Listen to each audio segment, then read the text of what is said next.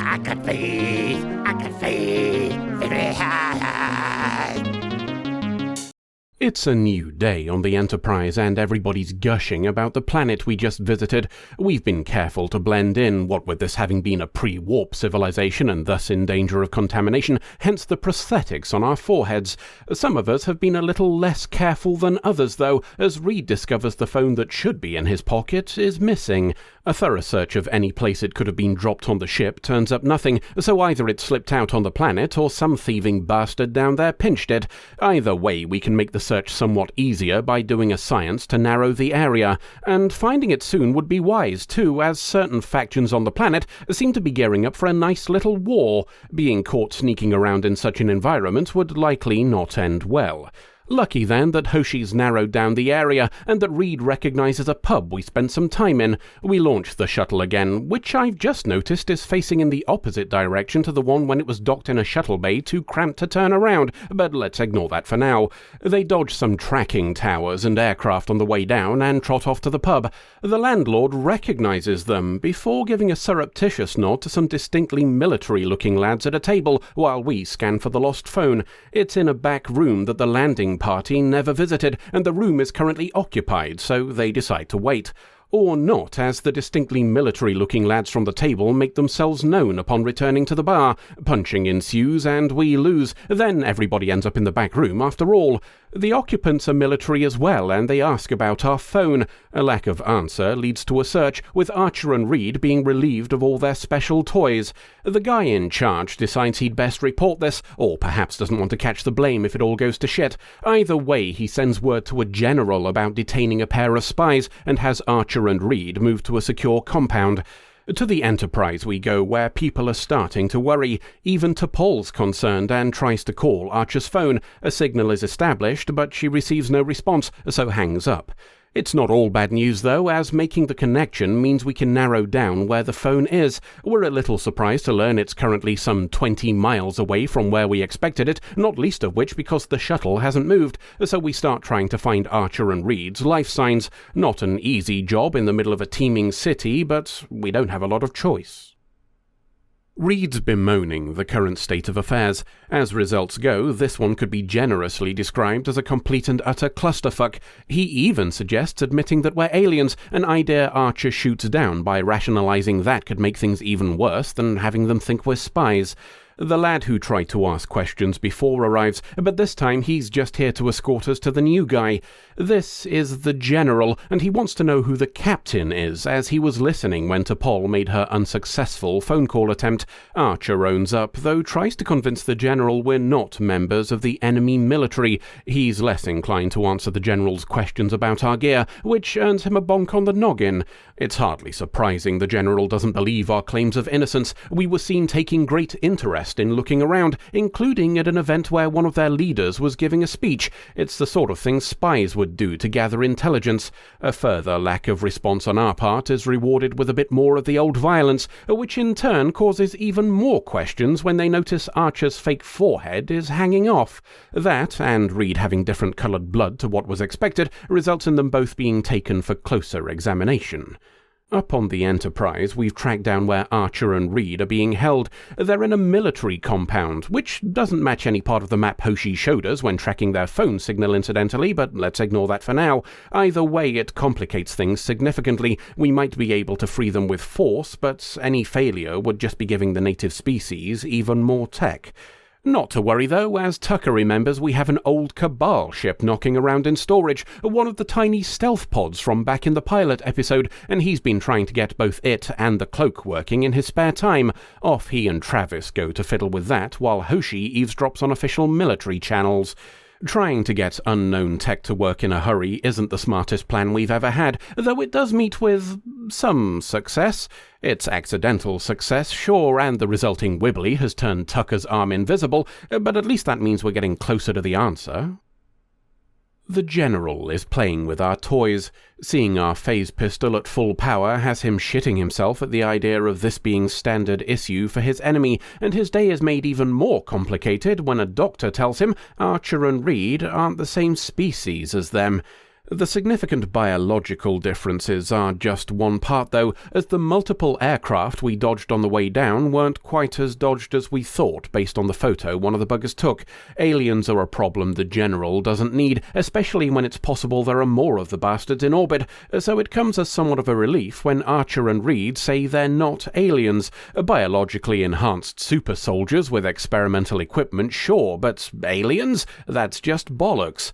The answers sound plausible to the Doctor, though he could be far more confident if he was allowed to examine Archer and Reed from the inside. Obviously, this would not be particularly healthy for them, so it's lucky they're spies and can be executed as such.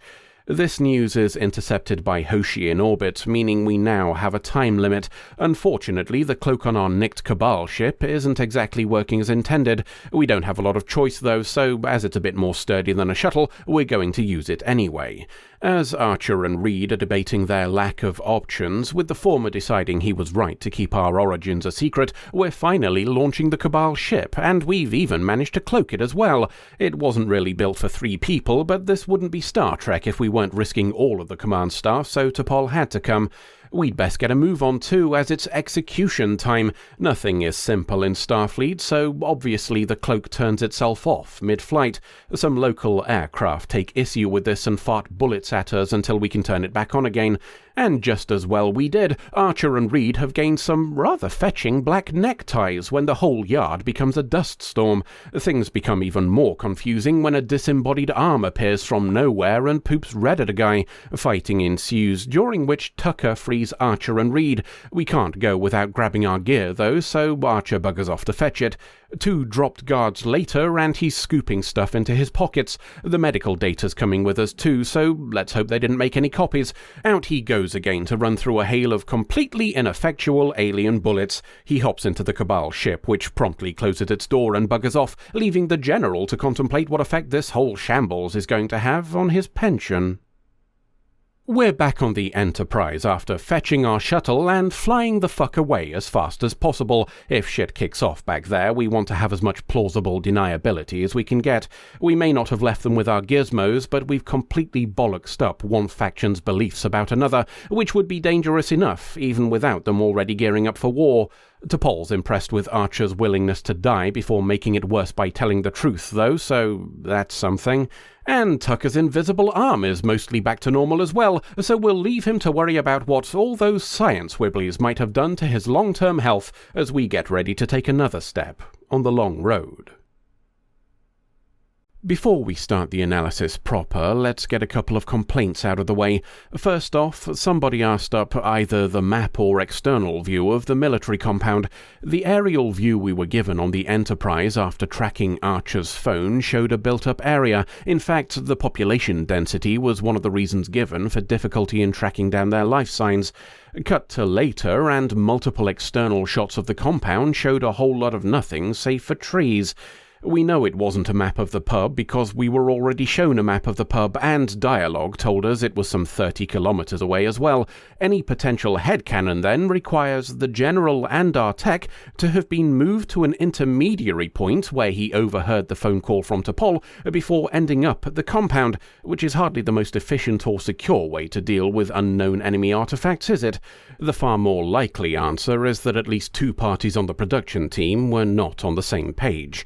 The second one's a bit more serious. This is another story that only works if we ignore the teleporter again. Popping down there in the nicked Cabal ship is a far more risky venture than just beaming Archer and Reed back aboard. And before you say the rescue plan was to recover our tech as well, I'd point out that Reed had to remind them about it before buggering off. It's not the first time we've conveniently forgotten about having a teleporter for the sake of a story, and it certainly won't be the last. On to that story then, and the Prime Directive. Oft quoted, regularly ignored, and arguably unworkable, the Prime Directive is one of the main thematic pillars of Star Trek. Even Enterprise, the series that didn't have the Prime Directive, or indeed the name Star Trek on it to begin with, is not immune to Star Trek's Prime Directive. I think it's a fair bet that anybody here already knows what the Prime Directive is, but just in case, it basically boils down to don't bollocks up other species. Incidentally, the belief that it only applies to pre-warp civilizations is incorrect. Toscan the Hunters in Captive Pursuit, the Bajorans in The Circle, the Manayans in 30 Days, the Talaxians in Homestead. Those are just the ones I can think of off the top of my head where the Prime Directive was explicitly stated to apply to spacefaring civilizations, so perhaps a more accurate summary of the rule would be don't bollocks up other species, unless they ask you to, and are sufficiently well informed about the universe to understand what they're asking. Tangentially, those 4 examples I've given are also times when at least one member of Starfleet just ignored the Prime Directive and did shit anyway, but that's another discussion entirely. Anywho, the topic of today's episode is an old one, albeit approached from the viewpoint of trying to figure it out anew. It's hardly the first time Enterprise has dipped its toes into these well-charted waters, but it is the most explicit to date. So what does the episode leave us with? Well, it's the first example, chronologically speaking, of Starfleet personnel being willing to die before contaminating a culture. Well, contaminating it any more than we already have, I suppose, but you get the point. T'Pol seemed impressed by the choice, which feels somewhat hypocritical given her previous story about an ancestor's adventure on Earth, but that might still all be fiction, so she gets a pass. And I suppose we should discuss the matter of that contamination.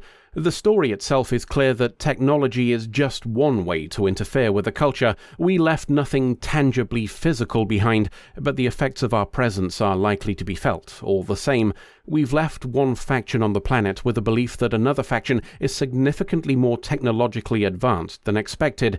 Equally important, though, is that we've left them with the belief that 2 spies were in their city, an indication of hostile activity where none may have been truly present. There's no way of knowing how those beliefs will shape future events. Perhaps the General will advise a de-escalation based on the miscalculated strength of their perceived opponent, or perhaps he'll recommend a preemptive strike instead, an attempt to neutralize the leaders so all of that fancy tech can't be ordered into action. We don't know. It goes further, though. What if this alliance we heard of learns of the events we saw in the story? Might they lean into the lie, use it as leverage to seek better terms? Would the General say no to an unconditional surrender if he believed enemy stealth craft with advanced weapons could be floating over every target of importance while he delivered his answer? We don't know. And it goes even further still. Regardless of whether our actions influence conflict or the lack of it, we've likely dictated new paths of research for decades or centuries to come. They have proof particle weapons are possible now. They believe biological manipulation is a viable avenue, regardless of whether that was a lie on our part.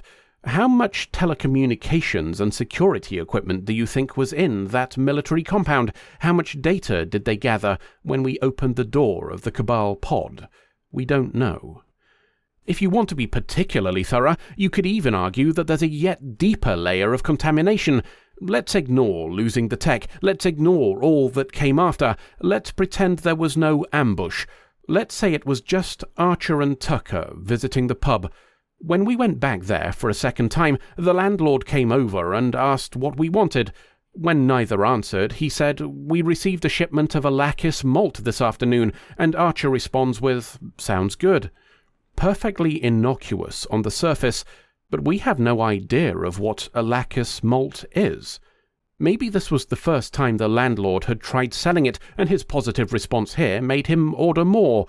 Maybe the taste caught on among locals, leading to a change in trends for the region. Maybe the increased sales of Arrakis malt caused that particular brewer to expand while others decline, affecting the economy of the whole area. That's assuming it's not an import, in which case we've now altered global economics. We don't know. What if Arrakis malt is made by squashing small, furry animals? What if that species subsequently goes extinct? What if that species was responsible for an important part in regulating biodiversity? What if their absence leads to ecological collapse across the entire globe? We don't know. We don't know. Those 3 words are at the very heart of the Prime Directive. They are the main reason it exists, an acceptance of our own fallibility. And that, perhaps, is appropriate for Archer, There are a few examples now of the times when his headstrong, let's fuck about attitude has given way to a more pensive, but what about the finding out? I've said previously that he serves as a metaphor of humanity itself, learning to accept responsibility for its actions, and here's another sign of that growth. Will that stop him from strapping on a fake forehead to explore a new planet in the future? Of course it won't. Starfleet will still be bollocksing up other species for hundreds of years, but at least we'll have a go at finding the least worst way of bollocksing them up. When the only real alternative is to stop having any sort of contact at all, maybe the least worst answer is all anybody can ever hope to give to the things we don't know. End of episode. Right then, dungeons delved and crystals got. I told you this fetch quest shite were more trouble than it were worth. We'd have been done last week if you'd picked them up in the first place. You're the one who wanted to pad this out, so consider it a freebie.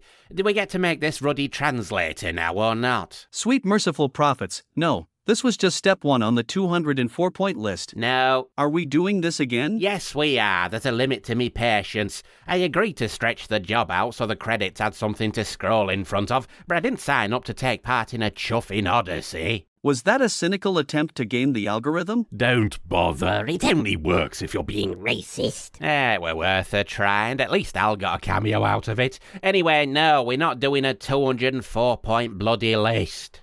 See, he agrees. Sigh. Fine, I'll try and think of something else to take up the other 18 credit skits. And no more Zelda references either, unless you want Nintendo to sue us like Disney did. Oof.